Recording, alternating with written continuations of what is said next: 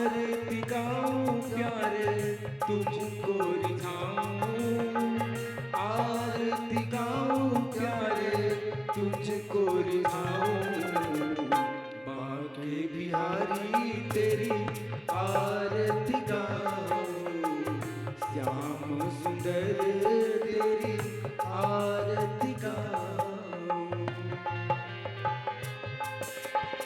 चरणों से निकली है गंगा प्यारी, चरणों से निकली है गंगा प्यारी, जिसने सारी दुनिया तारी, जिसने सारी दुनिया तारी, उन चरणों में मैं दर्शन पाऊं, उन चरणों में मैं दर्शन पाऊं, बांके बिहारी तेरी आरती गाऊं, श्याम सुंदर तेरी आरती गाऊं।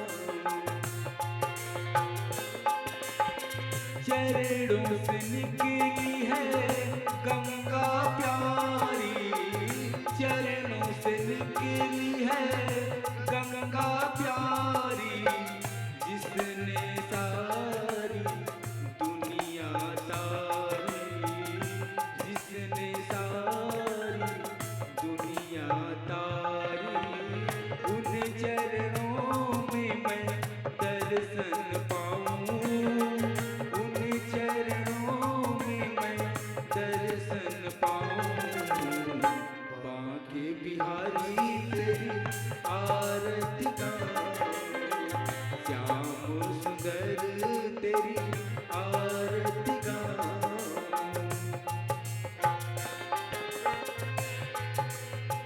श्री हरिदास के प्यारे तुम हो, श्री हरिदास के प्यारे तुम हो, मेरे मोहन जीवन धन हो, मेरे मोहन जीवन धन हो, तेरी कृपा से मैं तो वारी वारी जाऊं, तेरी कृपा से मैं तो वारी वारी जाऊं, बांके बिहारी तेरी आरती गाऊं, श्याम सुंदर तेरी आरती गाऊं,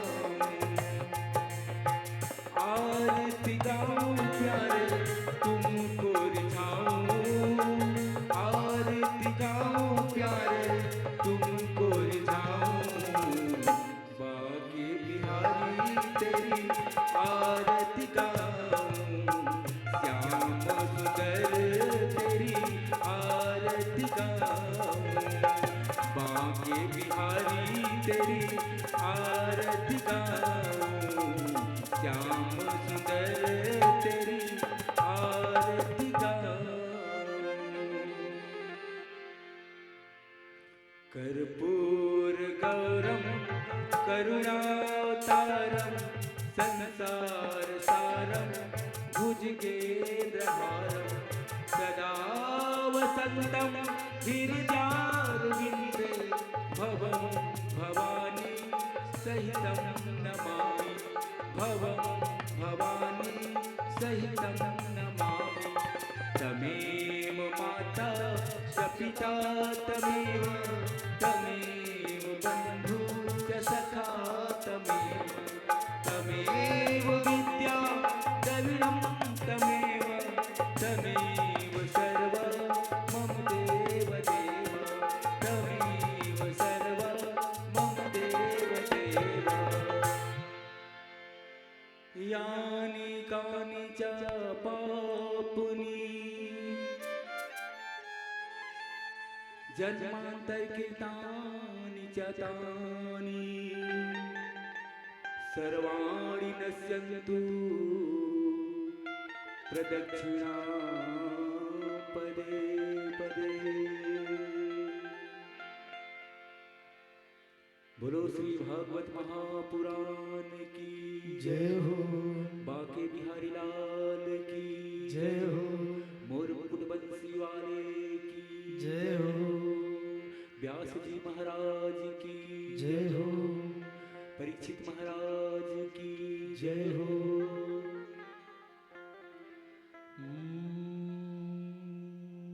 हरिओम हरिओम। श्री राधे श्री राधे श्री राधे। हरिओम। सब बैठ जाएं अपने अपने जगहों पर। हरि ओम।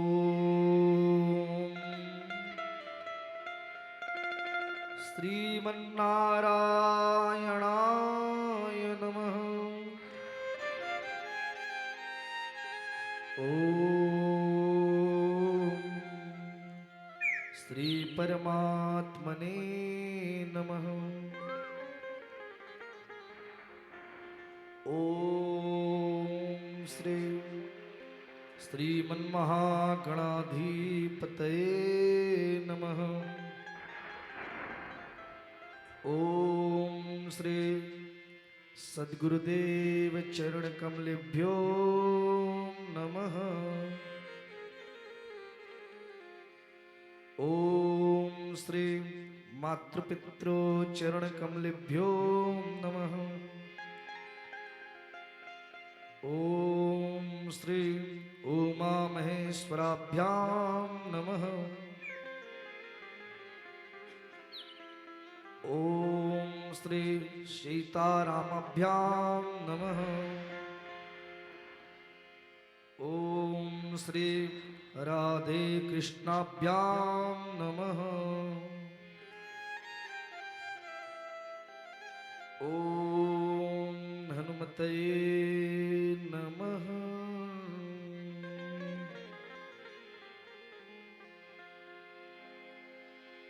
सच्चिदानंद रूपाय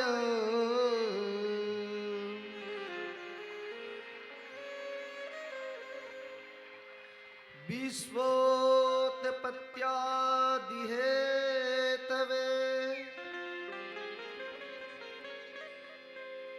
तापत्रय विनाशाय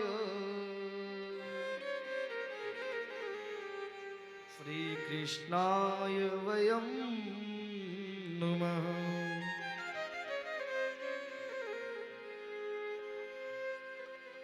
वर्णानामर्थसंघानां रसानां छन्दसामपि मंगलनामं च कर्तारौ वन्दे वाणी विनायकौ।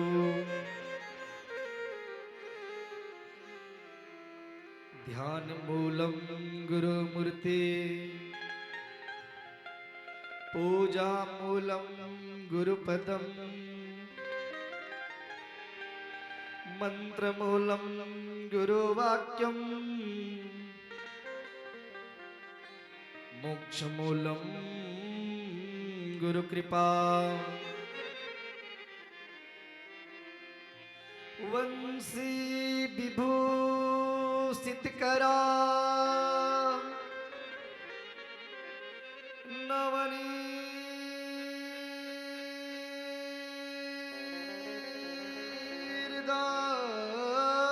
नवनीर्दाभात पीतांबरा गरुड़बिंबफला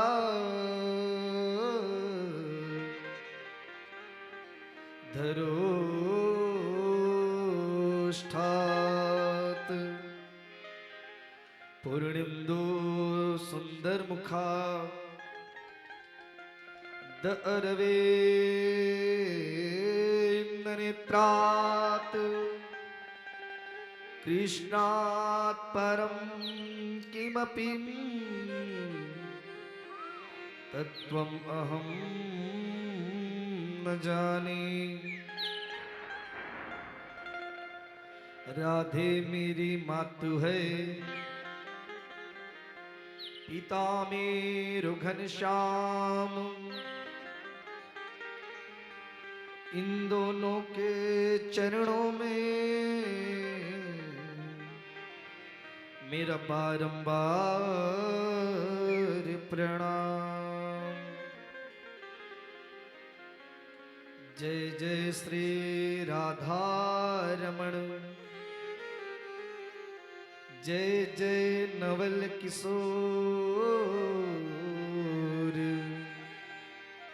जय गोपी चित चोर प्रभु, जय जय माखन चोर। यम प्रव्रजन्तमनुपेतं पेतकृत्यं द्वैपायनो विरह कातर आजुहाव। पुत्रेति तन्मयतया तरवभिनिन्दो तं सर्वभूतहृदयं मुनिमानतोऽस्मि। शिव समान दाता नहीं, विपत्ति विदारणहार।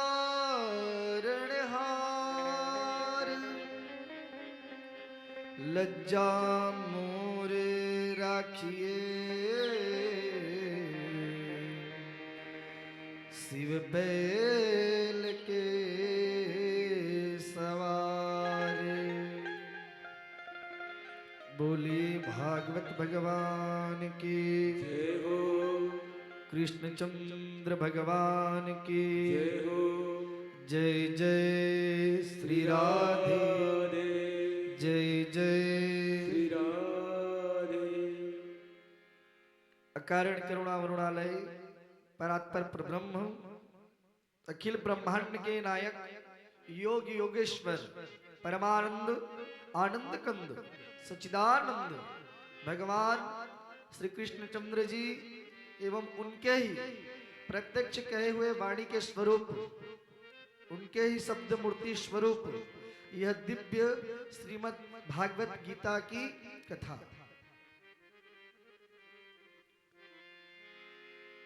इस कथा में आए हुए शक्ति भक्ति स्वरूपा मातृवृंद, ज्ञान वैराग्य स्वरूप पितृवृंद एवं नन्हे मुन्ने बाल गोविंद स्वरूप बाल कलाकार,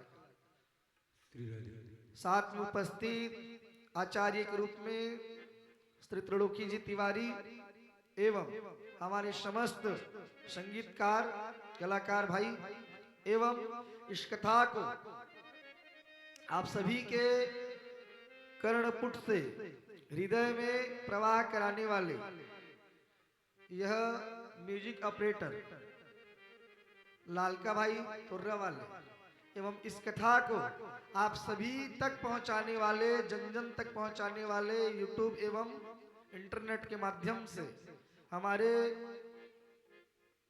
चितरंजन भाई दंडसेना जी, इन सभी के अथक प्रयासों से सप्त दिवसीय भागवत कथा कल संपन्न हुआ है और आज भागवत कथा की संपन्न के उपलक्ष्य में भगवान के ही शब्दमयी शब्द रूपी अमृत की धारा श्रीमद् भगवत गीता को, श्रीमद् भगवत गीता के कुछ श्लोकों को हम सुनना चाहेंगे और सुनने के लिए आप सभी परीक्षित गण बैठे हुए हैं।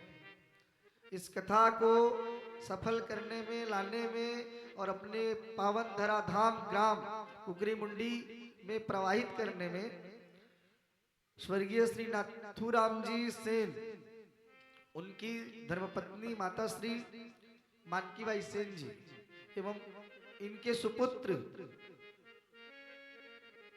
श्री तुलाराम जी, उनकी धर्मपत्नी भारतीबाई सेन, श्री गंगाराम जी एवं श्रीमती कौशल्याबाई सेन, श्री भोलाराम जी, उनकी धर्मपत्नी श्रीमती कालिंद्री सेन एवं श्री देवेंद्र जी, उनकी धर्मपत्नी श्रीमती अमेरिका सेन, समस्त सेन श्रीवास परिवार ने अथक प्रयास किया और इस पावन अविरल गंगा धारा को अपने ग्राम में बहलाया। स्वयं तो तरे हैं, स्वयं के पितृजनों को तारे हैं, एवं साथ साथ में समस्त ग्रामवासियों को, समस्त नगरवासियों को एवं आसपास के आए हुए जितने भी ग्राम के श्रद्धालु गण हैं उन सभी को इन्होंने तारा है और सबको भवतारिणी पाप नाशिनी गंगा जी में ज्ञान गंगा रूपी श्रीमद् भागवत कथा में गोता लगाने के लिए अवसर प्रदान किया है। इसके लिए हम सभी परीक्षित परिवार के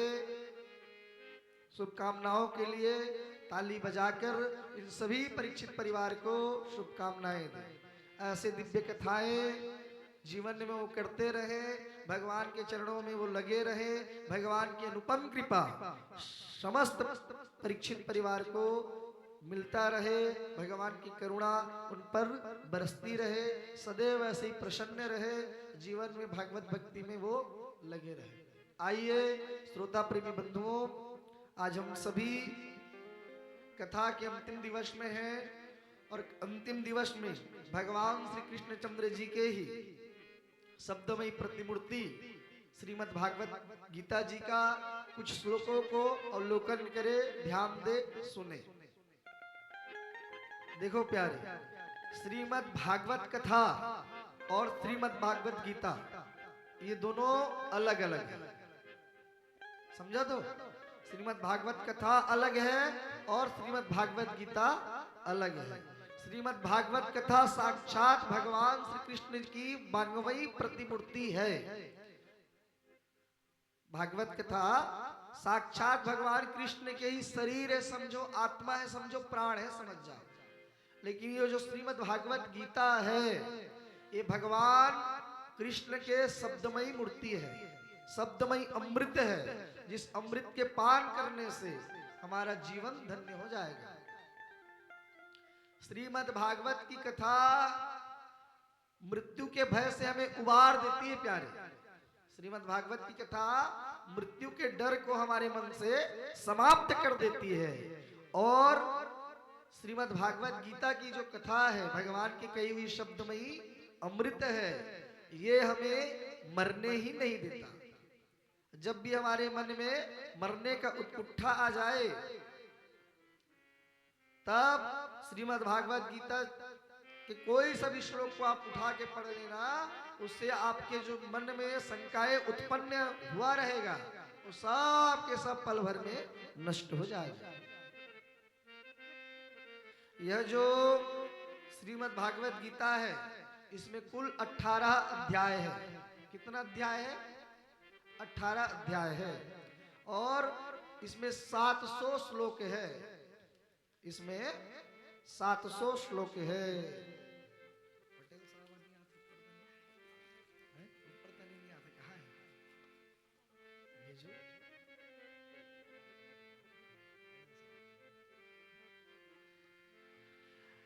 गीता में कुल 18 अध्याय है और 700 श्लोक है। भागवत जी में कितना श्लोक है? बने कर रहा हूं 9 दिन भागवत सुने का है? कतेक श्लोक है? 18,000 भागवत जी में 18,000 श्लोक है, 335 अध्याय है और गीता में भगवान के कही हुई वाणी से 700 श्लोक है और 18 अध्याय है। और जिसमें से भगवान कृष्ण ने 574 श्लोक भगवान कृष्ण ने कहा है और 84 जो श्लोक है वो अर्जुन जी ने कहा है और 41 श्लोक संजय ने कहा है, धृतराष्ट्र को सुनाया है। इन सभी के द्वारा बोला गया गीता है। गीता जो है ये उपनिषदों में गिना जाता है। उपनिषदों में गीता को स्थान मिला है प्यारे। और जो गीता है, ये जो गीता है इनका प्रारंभ होता है धर्म से। कहां से? धर्म से। क्योंकि भगवान कृष्ण का एक नाम है राम। धर्म का अगर परिभाषा है तो वो श्री राम जी है। अगर साधारण शब्दों में कहा जाए, राम विग्रहवानो धर्म, समझ गए? राम जी ही धर्म का दूसरा स्वरूप है, या ये मान जाओ कि राम जी से ही धर्म है और धर्म ही राम है। तो ये जो गीता है ये धर्म के अक्षर से, धर्म शब्द से प्रारंभ हुई है, क्योंकि ये जो गीता है इसमें अधर्म का अंत हुआ है और केवल धर्म का विजय हुआ है। बोलिए कृष्णचंद्र भगवान की जय हो। भगवान कृष्णचंद्र जी कौरवों को समझाए, देखो जी कौरव, ये जो पांडव है तुम्हारे भाई है, तुम्हारे काका के बेटा है,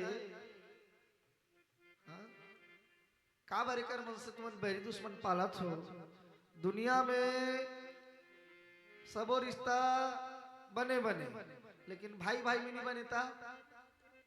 सब रिश्ता होते हुए भी सब रिश्ता बेकार है। सही बात है नहीं? भाई भाई में प्रेम हो, भाई भाई में एकता हो, तो दुनिया के आप किसी भी युद्ध को जीत सकते हो प्यारे। दुनिया के किसी भी युद्ध को जीत सकते हो अगर आपका भाई आपके साथ हो तब। अब अगर भाई इच्छा विरोधी पक्ष में खड़े हो जाए तब, भाई अगर दुश्मन बनकर खड़ा हो जाए तब। देखो, भाई को भगवान ने विपत्ति के लिए बनाया है, ये तो ठीक बात है। भगवान जी ने भाई को इसीलिए बनाया है कि देखो भाई, जब तुम्हारा भाई का एक आंख ना रहे तो तुम उसके आंख बन जाना और उसे मार्ग दिखाना। अगर तुम्हारा भाई का पैर ना चले तो तुम उसका पैर बन जाना, उसे अपने कंधा में बिठा लेना और उसे चलाना सिखाना, उसे उनके मंजिल तक पहुंचाना। दुख आए तो सुख बन जाना, सुख रूपी छाया बन जाना, और सुख में रहो तो दोनों प्रसन्न होकर उस छाया के तले बैठ जाना और ऐसे भगवान का भागवत कथा श्रवण करना। इसीलिए भगवान जी विधाता जी भाई को बनाए हैं। सही बात है नहीं? लेकिन वो भाई है अपन एक भाई ला सदैव नीचा दिखाए बर नाना प्रकार के प्रयास करी, सबोचला मी हड़प लो कही, सबला मी चक्कर डारो कही, तो दूसरा भाई किसे करी बताओ तो? यदि राम जैसे भाई हो, यदि राम जैसे भाई हो तो निश्चित रूप में आप उनके चरणों का दास भरत बन जाना, लक्ष्मण बन जाना, शत्रुघ्न बन जाना प्यारे। यदि कौरव जैसे भाई हो तो पांडव बन के उनका सर्वनाश कर देना ही धर्म है।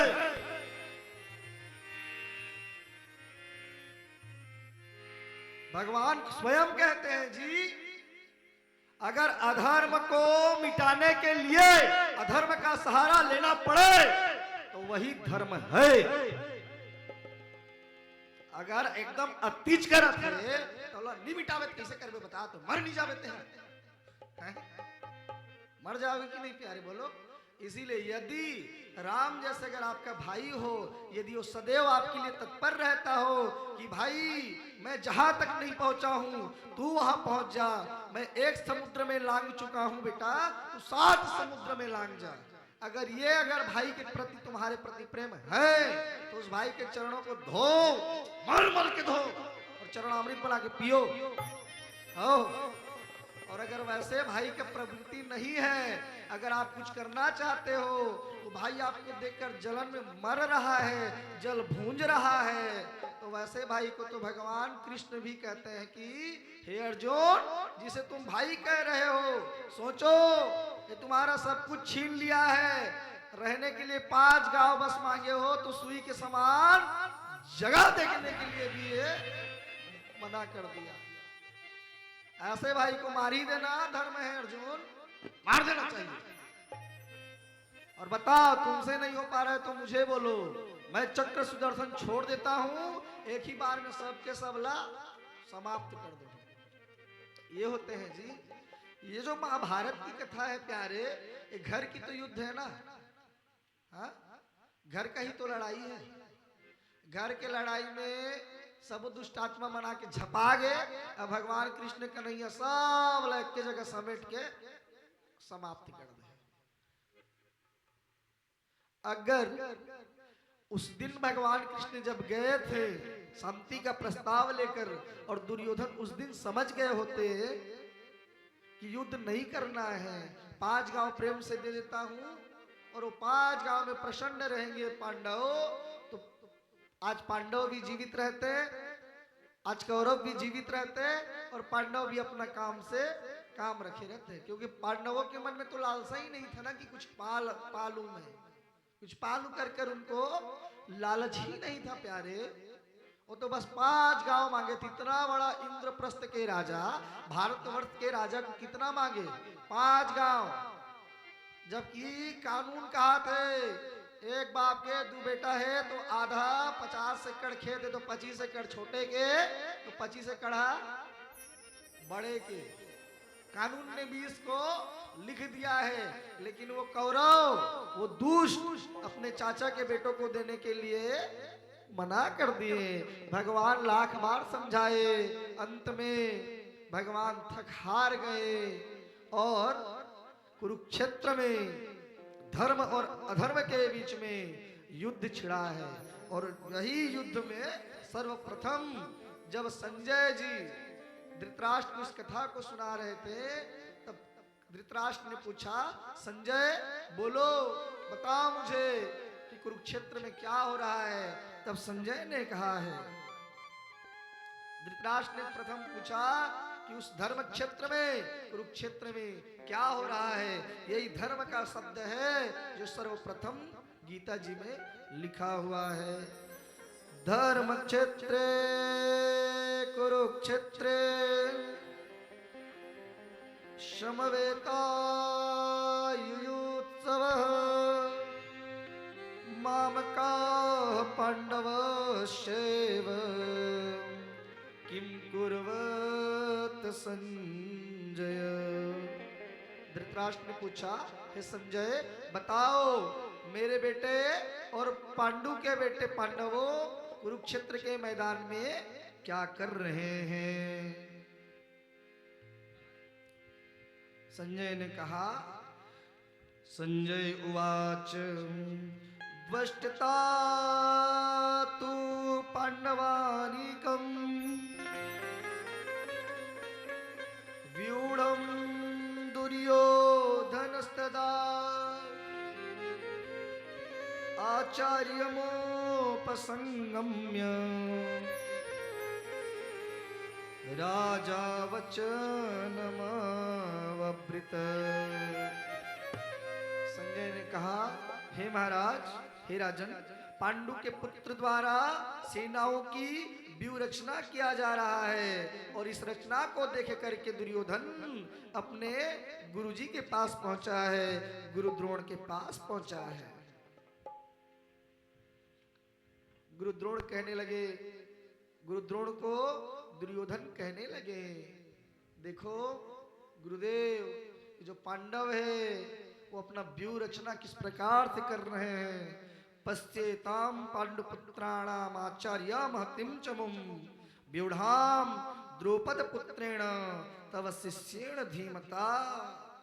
हे गुरुदेव, हे आचार्य, पांडुपुत्रों की विशाल सेना को देखो, जिसमें युधिष्ठिर, अर्जुन, भीम, नकुल, सहदेव और इन सभी के साथ में द्रुपद के जो पुत्र है इनके प्रतिनिधित्व कर रहे हैं, वो सेनापति बने हुए हैं। वो कन्हैया को देखो, जिनके रथ में कपि आकर बैठे हुए हैं, हनुमान जी आकर जिनके ध्वजाओं में, जिनके रथ के ध्वजाओं में बैठे हुए हैं।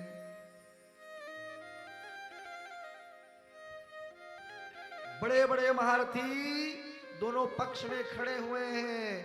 कौरवों के पक्ष में कर्ण, पितामह भीष्म, कृपाचार्य, गुरु द्रोणाचार्य, दुर्योधन, दुशासन जैसे बड़े बड़े वीर अश्वत्थामा जैसे बड़े बड़े योद्धा खड़े हुए हैं। और पांडवों के पक्ष में पांडवों के पुत्र अभिमन्यु, महाबली, भीम, अर्जुन जैसे बड़े बड़े सूरवीर खड़े हुए हैं। कौरवों के साथ में नारायणी सेना लगे हुए हैं, युद्ध के मैदान में खड़े हुए हैं, तैयारी कर रहे हैं। और पांडवों के पक्ष में स्वयं नारायण वसुदेव श्री कृष्ण जी बैठे हुए हैं उनके रथ में और उनके प्रतिनिधित्व कर रहे हैं। उसी समय में अर्जुन को ग्लानि हुआ।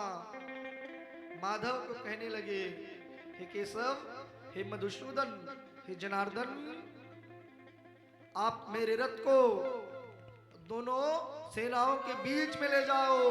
मैं देखना चाहता हूं कि कितने बड़े बड़े योद्धा यहाँ पर खड़े हुए युद्ध के लिए आए हुए हैं। और उसी समय भगवान कृष्ण ने सारथी के रूप में बैठे हुए थे, रथ को दौड़ाया है और दोनों सेनाओं के मध्य में जाकर के खड़ा किया है। देखने लगे अर्जुन, चारों ओर नजर घुमाए हैं। जो पितामह भीष्म के गोदी में अर्जुन पले बड़े हुए हैं, वो पितामह भीष्म आज धनुष बाण लेकर के खड़े हुए हैं। जिस गुरु द्रोण के पास में अर्जुन शिक्षा प्राप्त किए हैं, वो गुरु द्रोण आज अर्जुन के सेनाओं को मारने के लिए धनुष और बाण लेकर खड़े हुए हैं। ऐसे सब उनके ही भाई दुशासन, विकर्ण, कर्ण, दुर्योधन, गुरु कृपाचार्य, सब के सब महारथी योद्धा खड़े हुए हैं। अर्जुन देखे हैं और अपना गांडीव को वही छोड़ दिए। कहने लगे, माधव, हे केशव, एक ऐसा दिन आया है हमारे जीवन में, जितने भी यहाँ महान वीर वीर योद्धा खड़े हुए हैं, सब के सब मेरे अपने हैं।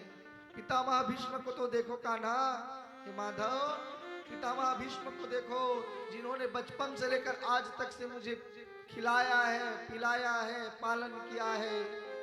वो आज मेरे सामने मेरे सेनाओं को मारने के लिए, मुझे मारने के लिए खड़े हो गए धनुष और बाण लेकर। लेकिन माधव, हे मधुसूदन, मेरे हाथों से तो ये बाण उठाया नहीं जा रहा है। मैं कैसे इन पर प्रहार करूं? अगर वो चाहे तो मेरा शीश धड़ से अलग कर दे, लेकिन मेरा तो सामर्थ्य नहीं है माधव कि मैं इनके ऊपर बाण चला सकूं। वो गुरु द्रोण खड़ा है, जिनके पास मैंने शिक्षा अध्ययन किया है, जिनके सिखाए हुए पराक्रम से मैं अनेकों युद्ध जीता है। और आज देखो ना, उनके सामने आकर मुझे खड़ा होना पड़ा है। मैं कैसे उन पर प्रहार करूं माधव? हे केशव, बताओ न कान्हा, क्या करना चाहिए मुझे? जब ग्लानि हुआ है तो भगवान कृष्ण ने अर्जुन को कहा है कि पार्थ, हे कौन्तेय, हे पृथापुत्र, तुम ग्लानि क्यों कर रहे हो? जब तुम्हारे पितामह भीष्म ने नहीं सोचा इस युद्ध के मैदान में आने से कि तुम उनके नाती हो, वो गुरु द्रोण ने नहीं सोचा कि तुम उनके शिष्य हो, वो दुर्योधन ने नहीं सोचा कि तुम उनका भाई हो। भूल गए पार्थ उस दिन को जब तुम्हें लाक्षागृह में जलाया गया था? भूल गए पार्थ वो दिन को जब तुम्हें 13 वर्ष की वनवास और 1 वर्ष की अज्ञातवास सहना पड़ा था? यही तुम्हारे भाई ने तो भेजा था उस समय में। तुम भूल गए पार्थ, जब इन लोगों ने, यही भीष्म पितामह, यही गुरु द्रोण और यही कर्ण और यही कृपाचार्य, सब के सब द्यूत क्रीड़ा के सभा में उपस्थित थे और हमारी कुलवधू पांचाली द्रौपदी के केस को पकड़ के दुशासन खींच करके उस द्यूत सभा में लाए थे। भूल गए उस दिन को तुम, जब ये कर्ण ने कहा कि लाओ और पांचाली को मेरे गोद में बिठा दो। ये दुर्योधन ने कहा था लाओ पांचाली को मेरे जंघे पे बिठा दो। वो अपमान को भूल गए पार्थ, भूल गए। इतना सहज हृदय का होना भी अच्छा नहीं है पार्थ। स्मरण करो उस दिन को। और उसी समय में भगवान कृष्ण कन्हैया अर्जुन को समझाए हैं, ज्ञानोपदेश किए हैं कि अर्जुन तुम क्या सोच रहे हो, इन लोगों को तुम मारोगे, है तुम में सामर्थ्य? पहले तुम अपने प्राणों की तो रक्षा कर लो अर्जुन। पहले तुम अपने आप को तो संभाल लो, उसके बाद इन लोगों को मारना। ना तुम में मारने की शक्ति है, न इनमें मरने की शक्ति है। ये मारने वाला भी इनका मैं हूं और इन्हें मरवाने वाला भी मैं हूं। और भगवान कृष्ण कन्हैया ने अपना विराट स्वरूप अर्जुन को दिखाया है। सबसे पहले अर्जुन को दिव्य चक्षु प्रदान किए भगवान, और उसी समय भगवान आकाश मंडल में बढ़ने लगे हैं। हजारों हाथ, हजारों मुख, हजारों हाथ, हजारों मुख, हजारों पैर हुए हैं, और तीनों लोक के ऊपर भगवान अंतरिक्ष में उठे हैं। अर्जुन जी उनके पैर के नाखून के चींटी के समान हो गए। देखते देखते देखते भगवान अपने विराट स्वरूप का दर्शन कराए हैं। आकाश में सप्तर्षियों, देवतागण सबके सब खड़े हो गए और भगवान जी का प्रार्थना करने लगे हैं। सहस्त्र शीर्षा पुरुषः सहस्त्राक्ष सहस्त्रपात स भूमिं विश्वतो वृत्वा त्यतिष्ठत्य शांगुलम्। भगवान आपका सहस्त्र शीर्ष है, आप सहस्त्र पुरुषों के समान हैं, आपके सहस्त्र अस्त्र हैं, सहस्त्र हस्त में अनेकास्त्र धारण किए हुए हो। हे भगवान, हे विराट स्वरूप नारायण, हम आपको प्रणाम करते हैं, आपके चरणों को प्रणाम करते हैं।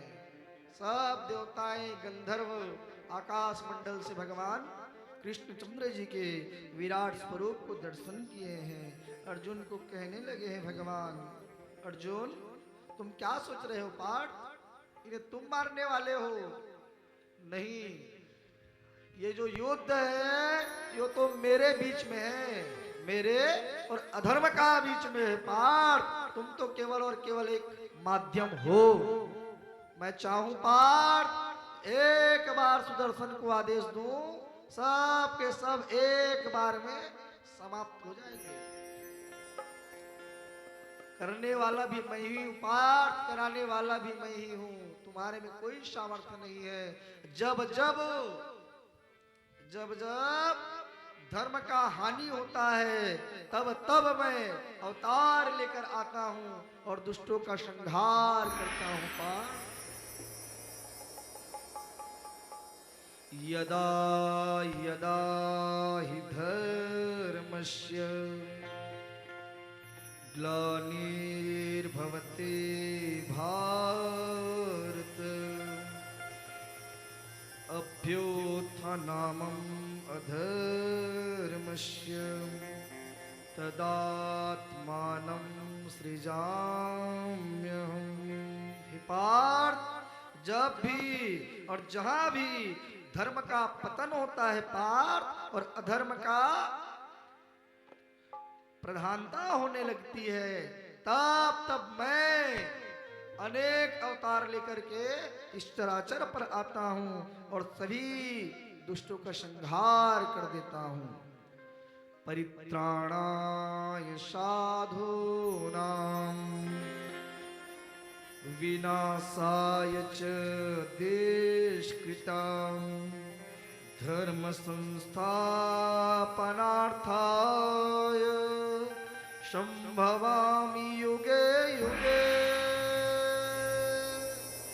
धर्म की स्थापना के लिए, साधु महात्माओं की रक्षा के लिए सदैव मैं ही अनेक रूप धारण करके आता हूं पार्थ। ना तुम इसे मारने वाले हो, ना वो तुम्हें मारने वाले हैं। तुम दोनों तो मुझ में वसीभूत हो। ना वो उनको तुम मार सकते हो, ना वो तुम्हें मार सकते हैं। चातुर्वर्णम मया सृष्टम गुणकर्म विभागशः। ये जो प्रकृति के जो चारों वर्ण हैं, ये सब के सब मुझसे ही उत्पन्न हुए हैं पार्थ, और अंत में मरने के बाद मुझ में ही समाहित हो जाएंगे पार्थ। तुम कुछ करने वाले नहीं हो, तुम करोगे पार्थ, तुम्हें कर्म फल की आशा हो जाएगी। कर्म फल का आशा चिंता करना छोड़ दो, पाप लगेगा छोड़ दो पार्थ, मेरे ऊपर छोड़ दो। नमाम कर्माणि लिम्पन्ति न मे कर्म फलस्प्रियाः। मुझ पर किसी कर्म का प्रभाव नहीं पड़ता पार्थ, ना ही मैं कर्म फल की कामना करता हूँ। जो मेरे संबंध में है, इस सत्य को जानता है, वह भी कर्मों के फल के पास में नहीं बंधता। पार्थ छोड़ दो। और इस प्रकार से भगवान ने अनेकों अनेक उपदेश देकर, दिव्य ज्ञान देकर के अर्जुन को समझाए हैं, अर्जुन के नेत्र को खोले हैं। और अंत में अर्जुन को भगवान कृष्ण जी कहने लगे, पार्थ सर्वधर्म परित्यज्यम मामेकम शरणम व्रज। सब कुछ को छोड़ दो, क्या होगा क्या नहीं होगा, कौन मरेगा कौन नहीं मरेगा, सब मेरे ऊपर छोड़ दो और मेरे शरण में आ जाओ पार्थ। इसी में तुम्हारी भलाई है, तुम अपना कर्तव्य करो, फल की चिंता मत करो, क्या होगा क्या नहीं होगा वो मुझ पर छोड़ दो पार्थ, मुझ पर छोड़ दो। भगवान कृष्ण ने कहा, मैं ही मैं हूं, इस जगत के आदि में भी मैं हूं, मैं ही अनादि हूं, इस जगत के अंत में भी मैं ही रहूंगा, मैं ही अनंत हूं, और इस जगत के मध्य में मैं ही हूं, और हर जगह सर्वगुणोमयम, सब जगह मैं हूं, सब जगह पर मैं ही विद्यमान हूं। पार्थ तुम चिंता करना छोड़ दो, एको हम बहुश्याम, मैं ही हूं, मैं ही एक से अनेक हो जाता हूं पार्थ, तुम में भी मैं हूं, पितामह में भी मैं हूं। इस प्रकार से भगवान कृष्णचंद्र जी ने उनको ज्ञानो उपदेश दिया। तब अर्जुन के मोह भंग हुआ है और उन्होंने अपना शंख उठाया है और उसमें फूंक डाली है, और फूंक डालने के बाद उन्होंने युद्ध का आवाहन किया है। अनंत विजयम राजा कुंती पुत्रो युधिष्ठिरः नकुलः सहदेवश्च सुघोषमणि पुष्पकौ पांचजन्यम ऋषिकेशो देवदत्तं धनंजयः पौत्रं दध्मो महाशंखं भीमकर्मा ब्रिकोदर। भगवान श्री कृष्ण ने अपना पंचजन्य नामक शंख को उठाया है और मुख से लगाया है और इस युद्ध को प्रारंभ करने का बिगुल बजाया है।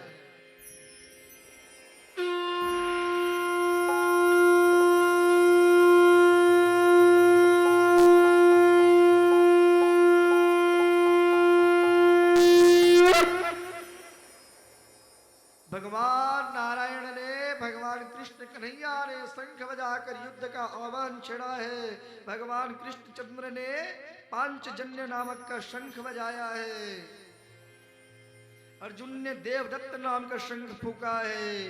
अति भोजी एवं अति मानवीय कार्य करने वाले भीम ने पौंड्र नामक भयंकर शंख बजाया है। कुंती पुत्र युधिष्ठिर ने अनंत विजय नामक का शंख बजाया है। नकुल और सहदेव ने सुघोष मणि पुष्प के नाम के शंख को बजाया है।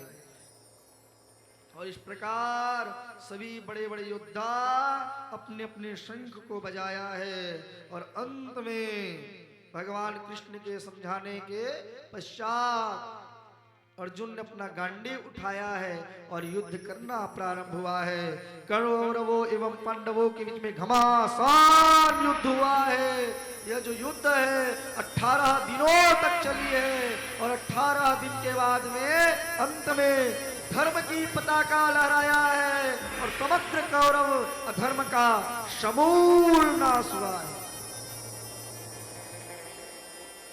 बोलिए कृष्ण कन्हैया लाल की। और इस युद्ध को इस भारतवर्ष की भूमि में सबके सब महाभारत युद्ध के नाम से जानते हैं।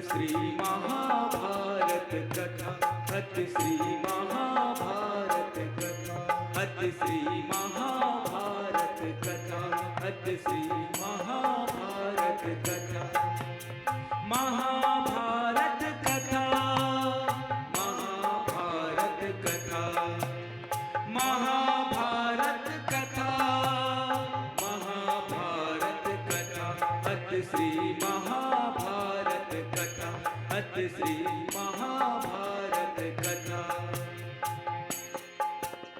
कथा है पुरुषार्थ की, स्वार्थ की, परमात्म की।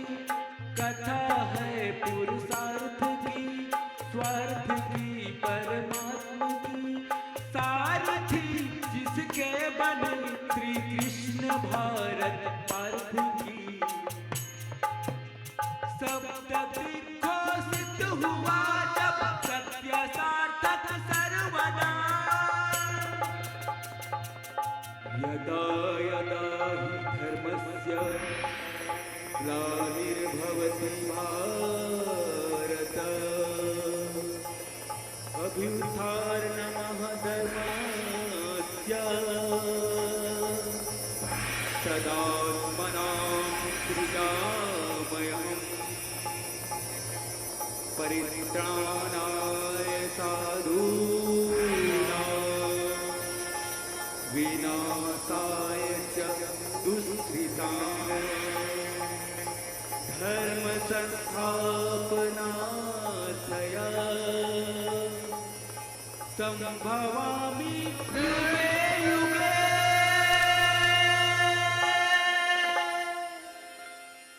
भारत की है कहानी सदियों से भी पुरानी, है ज्ञान की ये गंगा ऋषियों की अमर वाणी। है ज्ञान की ये गंगा ऋषियों की अमर वाणी। ये विश्व भारती है, वीरों की आरती है नित नई पुरानी। भारत की ये कहानी है नित नई पुरानी। भारत की ये कहानी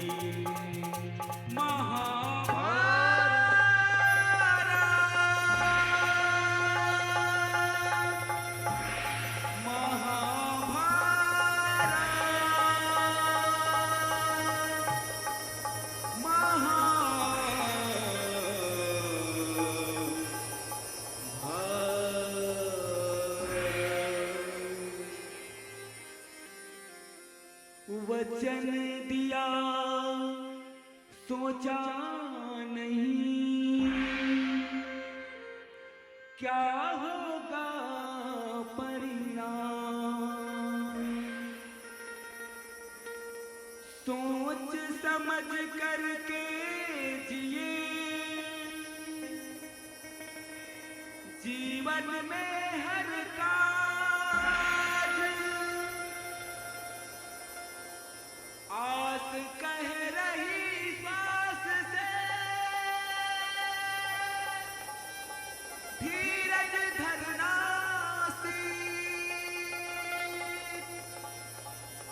मांगे मिले मोती ना, मांगे मिले ना भी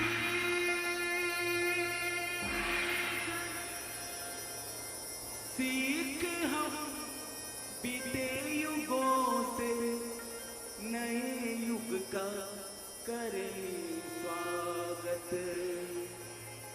करें स्वागत, करें स्वागत, करें स्वागत।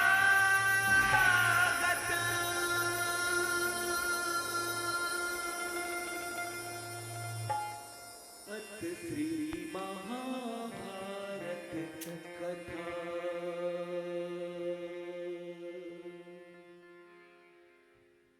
बोलिए कृष्णचंद्र भगवान की जय हो। इतना सुंदर महाभारत के दृश्यों का अवलोकन कराए हमारे संगीतकार भाई, इनके लिए जोरदार ताली बजाइए। मैंने जब प्रथम कार्यक्रम में इनके साथ मिला था, तो जब ये गाना ये छेड़े थे, जब गाए थे, बस तब से मैं इनका दीवाना हो गया। तभी से उसी दिन से मैंने इनको कहा कि भैया जब भी मैं भागवत की मंच में बैठूं, जब भी मुझे भागवत कथा गाने की अवसर मिल जाए, प्रभु की मुझ पर कृपा हो जाए, उस दिन भैया मैं संगीतकार के रूप में अपने साथ में आप ही को ले जाऊंगा।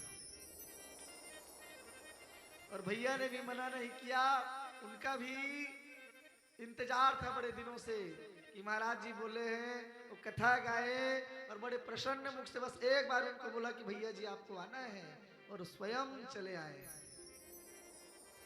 धन्यवाद भैया जी आपको।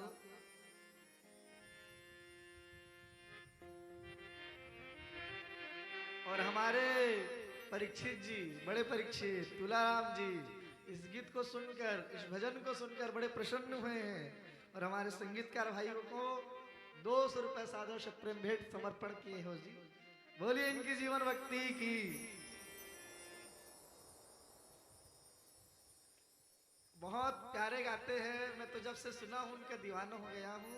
और कैसे आप लोगों को अच्छा लगा ना इनके भजन? 9 दिनों तक अच्छे से झुमाए हैं ना आपको? कोई कमी तो नहीं की है आपको हमारे संगीत वाले भाई ने?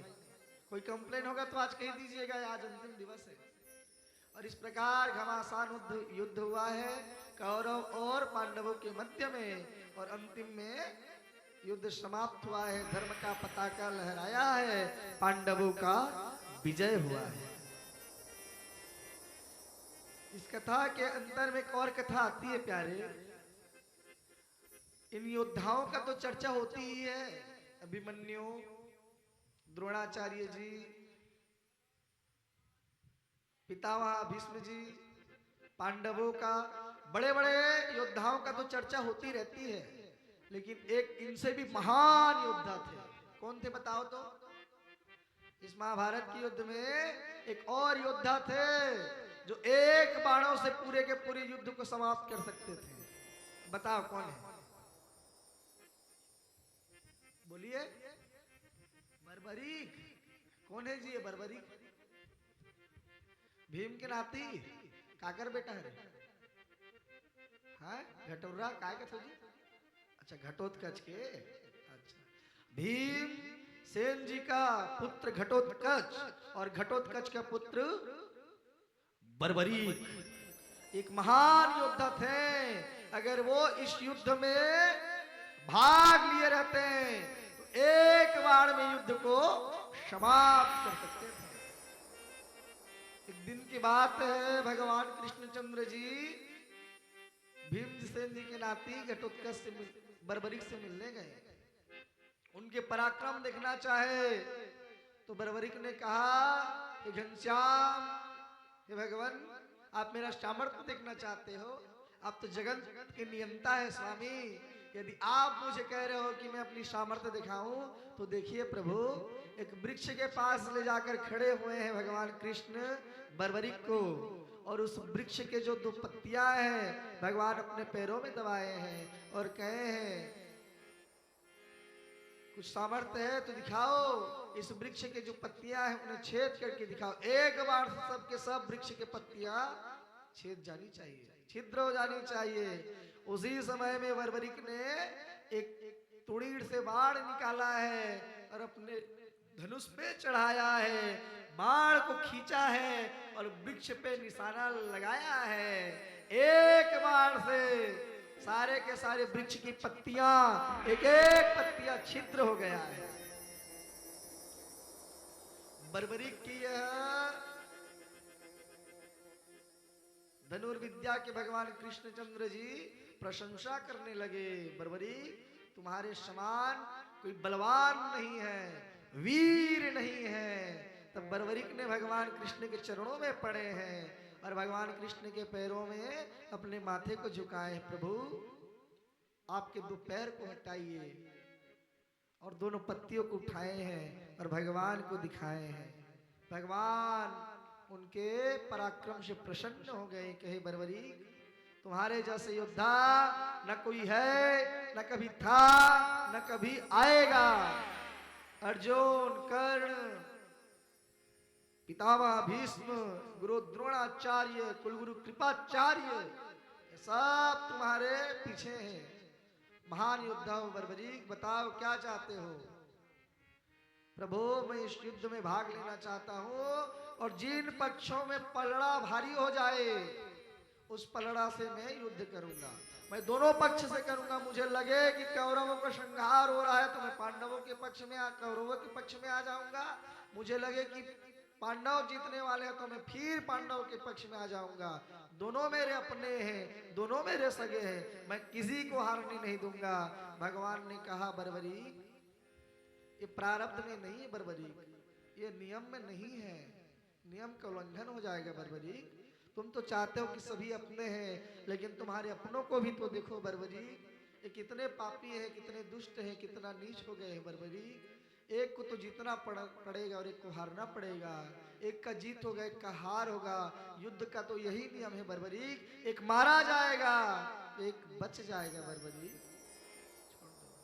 और उसी समय में भगवान कृष्ण ने बर्बरीक को अपना शीश मांगा है और बर्बरीक निसंकोच होते हुए भगवान श्री कृष्ण चंद्र जी को अपना शीश काट करके दे दिया। और यही बर्बरीक इस कली काल में खाटू श्याम बाबा के नाम से जाने जाते हैं। बोलिए खाटू श्याम बाबा की जय हो। और यही कली काल में तो जगन्नाथ स्वामी हैं। साक्षात भगवान कृष्ण ने बर्बरीक से प्रसन्न होकर कहा, बर्बरीक, आज के बाद जब भी कली काल में जब तक इस पृथ्वी रहेगा तब तक लोग तुम्हारे नाम में मेरे नाम जोड़ेंगे और मेरे नाम से तुम्हें जाना जाएगा, तुम्हें पहचान मिल जाएगा, तुम जाने जाओगे। और उसी दिन से खाटू श्याम जी का पूजन होने लगी है। कली काल में कोई साक्षात भगवान कृष्ण है तो वो एक तो जगन्नाथ स्वामी है जो हमारे उड़ीसा में है और दूसरा खाटू श्याम बाबा है। जगन्नाथ स्वामी कलयुग के प्राणियों के दुख को हरते हैं, पाप को नाश करते हैं और खाटू श्याम सभी दुखी आत्माओं को प्रसन्न करते हैं। सभी हारे का सहारा बन जाता है, सभी हारे का सहारा बन जाता है। इस प्रकार से युद्ध हुआ है। ये जो भागवत गीता की कथा है ये अमृत रूपी कथा है प्यारे। कोई कहते हैं इन्हें मरने के समय में सुननी चाहिए, पढ़नी चाहिए। प्यारे, मरने के समय में तो मौत के अलावा कुछ आता ही नहीं है मुख से। जिस मुख से आप कुछ बोलना चाहो उस मुख से कुछ आएगा ही नहीं। इसीलिए कहा जाता है ये जो भागवत जी का गीता है इसे मरने पे नहीं, इसे मरने के समय नहीं, कैसे मरना चाहिए इसके लिए पढ़नी चाहिए।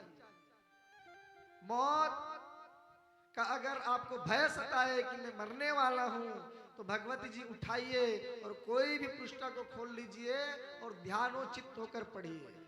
और ऐसे नहीं है कि आप एक बार पढ़ेंगे भागवत गीता और आपको समझ आ जाएगा, नहीं, नेवर, हो ही नहीं सकता ऐसे। कम से कम 10 बार पढ़ू तो एक श्लोक के मतलब समझू, कहीं 100 बार समझू पढ़ू तो कुछ कुछ समझ में तुम्हारा आई। अब कहीं रोज पढ़ना चालू कर दे तो तुम्हारा बहुत कुछ समझ आना चालू हो। इसीलिए एक दिन और 1 घंटा में पढ़ने वाली गीता नहीं है प्यारे। ये तो अमृत रूपी गीता है, इन्हें रोज पढ़नी चाहिए, रोज सुननी चाहिए।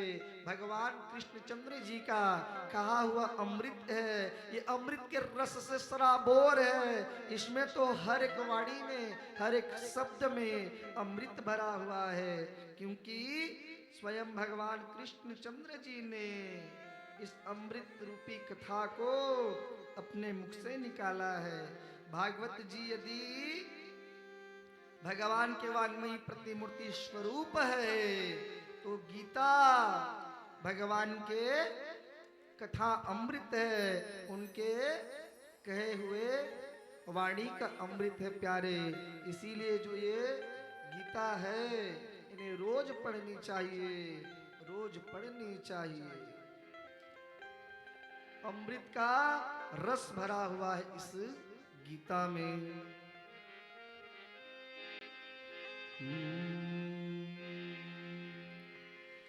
जाने क्या अमृत भरा हुआ, जाने क्या जादू भरा हुआ, भगवान तुम्हारी गीता में। जाने क्या जादू भरा हुआ, भगवान क्या जादू भरा रहा, भगवान तुम्हारे गीता में। जाने क्या जादू भरा हुआ, भगवान तुम्हारी गीता में। जाने क्या जादू भरा, प्रेम से भगवान तुम्हारे गीता में।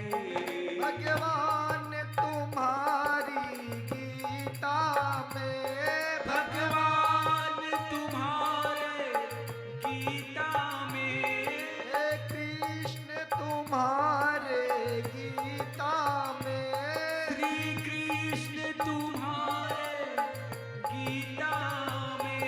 मन चमन हमारा हरा हुआ, घनश्याम तुम्हारी गीता में।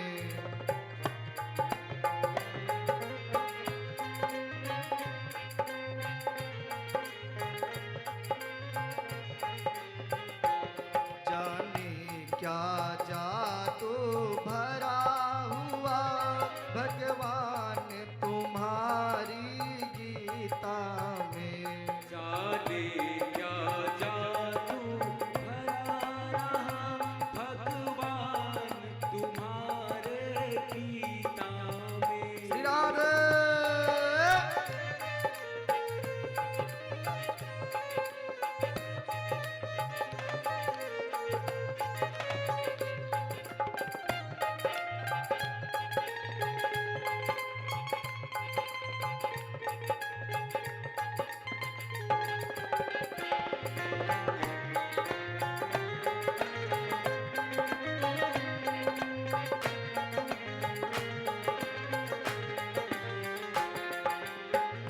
गीता ग्रंथों से न्यारी है, गीता संतों से न्यारी है। गीता ग्रंथों से न्यारी है। गीता ग्रंथों से न्यारी है। श्रुति अनुभवकारी है, श्रुति अनुभवकारी है। गीता ग्रंथों से न्यारी है।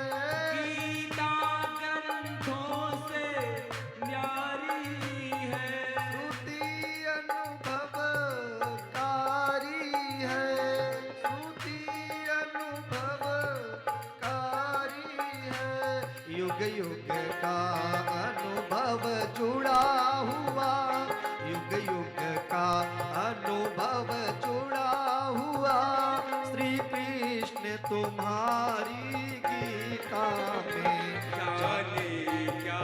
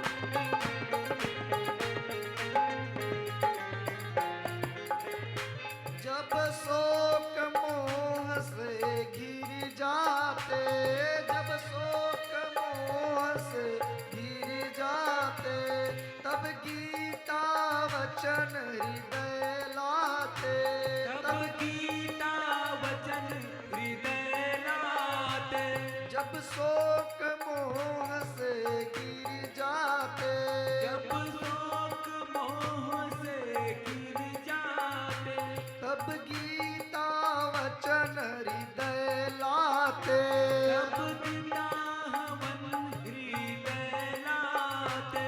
कल्याण खजाना भरा हुआ, कल्याण खजाना भरा हुआ, श्री कृष्ण तुम्हारी गीता में।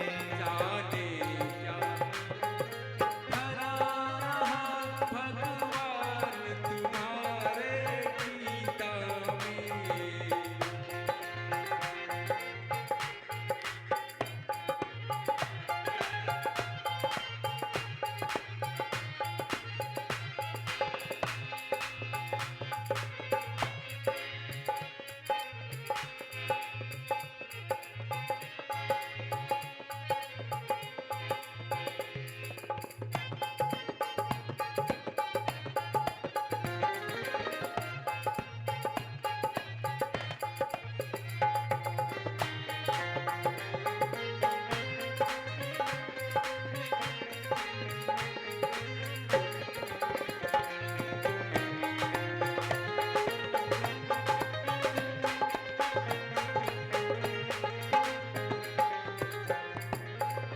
गीता संतों का जीवन है, गीता संतों का जीवन है, गीता संतों का जीवन है, गीता संतों का जीवन है। गंगा के समय अति पावन है, गंगा के सम अति पावन है, गंगा के समय अति पावन है, गंगा के सम अति पावन है। शरणागति अमृत भरा हुआ, शरणागति अमृत भरा हुआ, श्री कृष्ण तुम्हारी गीता में। जाने क्या जादू भरा हुआ, भगवान तुम्हारी गीता में। जाने क्या जादू भरा हुआ।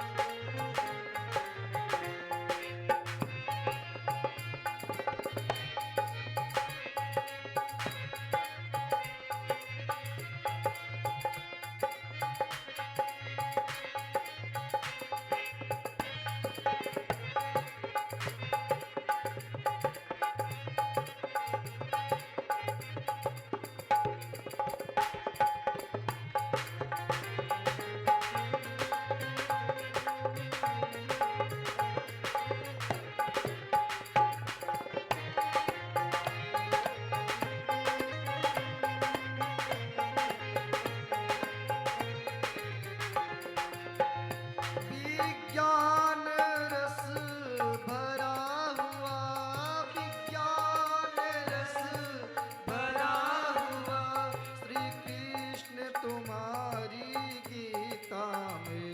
श्री कृष्ण तुम्हारी गीता में, श्री कृष्ण तुम्हारी गीता में। श्री कृष्ण तुम्हारी गीता में।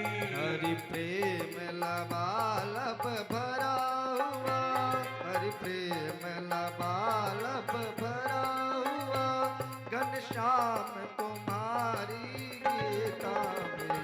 जाने क्या जादू भरा हुआ, जाने क्या जादू भरा हुआ, भगवान तुम्हारे गीता में। जाने क्या जादू भरा हुआ, भगवान तुम्हारे गीता में। भगवान तुम्हारे गीता में, भगवान तुम्हारे गीता में, भगवान तुम्हारे गीता में, श्री कृष्ण तुम्हारे गीता में।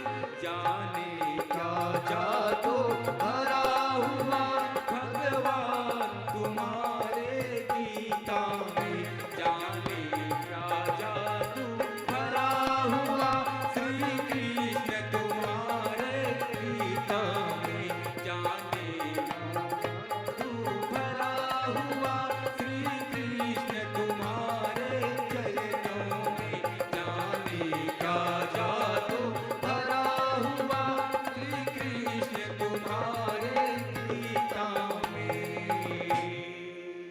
जाने क्या जादू भरा हुआ हे कृष्ण तुम्हारी गीता में। बोलिए गीता महापुराण की जय हो, श्रीमद् भागवत महापुराण की जय हो, कृष्णचंद्र भगवान की जय हो। जय जय श्री राधे, जय जय श्री राधे, जय जय। श्री राधे। आइए बंधुओं, गीता जी को यही हम विराम देते हैं और इस कथा को पूर्णाहुति की ओर ले जाते हैं।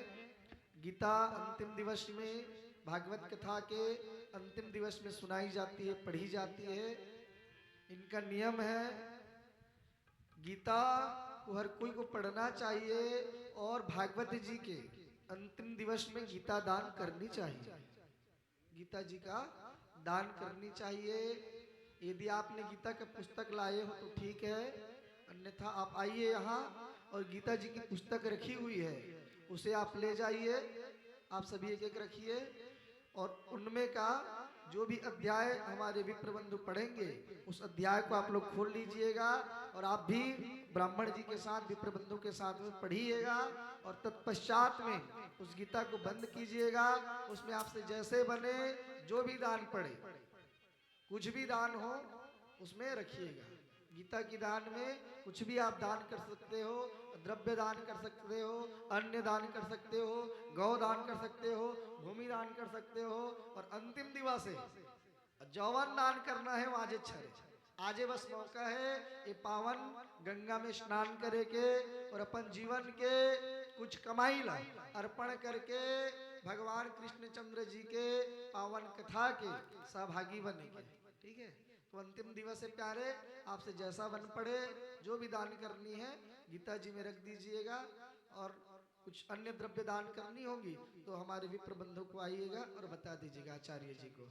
आइए एक एक करके आप लोग, पहले परीक्षित गण आ जाओ, सोनू गीता दे दो, है ना। जिनके पास गीता नहीं है तो गीता ला फोकट में घलों लेनी नहीं चाहिए, है नहीं। जो भी रुपया है 5-10 रुपया गीता जी के तो उनके न्यौछावर देनी चाहिए और उस गीता को लेनी चाहिए, रख लो, है ना। आइए आप सभी लोग और एक एक करके गीता ले लीजिए और उसके बाद हम बताएंगे, उस अध्याय को खोलिएगा और खोलने के बाद में पढ़िएगा। पढ़ पाते हैं तो पढ़िएगा और जो नहीं पढ़ पाओ तो अपन माथा में लगा लू तहो गीता प्रवेश हो जाते है ना। गीता गंगा है।